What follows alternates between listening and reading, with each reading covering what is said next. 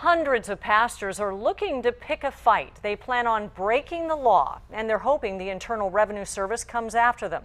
10 News reporter Joe Little reveals how some local pastors plan to endorse political candidates from the pulpit based on their religious beliefs.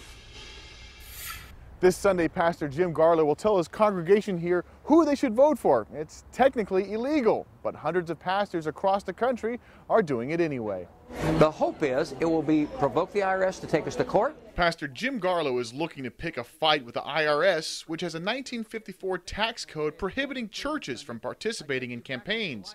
Some 1,500 pastors across the country, including East Claremont Baptist Church's Chris Clark, are purposely challenging that law by talking politics in what they call Pulpit Freedom Sunday. The government is trying to dictate to pastors what they can and cannot say in the pulpit. Pastor Clark endorsed Governor Mitt Romney this past Sunday, primarily based on his religious beliefs. He refused to endorse either of San Diego's mayoral candidates because neither agree with his views of the Bible. Does that mean that people have to vote my way? No. Clark says plenty of pastors will endorse President Barack Obama as well, debunking the notion that religion is purely for conservatives. The issue is, can I say whatever God directs me in the pulpit? We have a long history and tradition of religious leaders speaking out on political and social rights, including Martin Luther King. But somewhere I read of the freedom of assembly.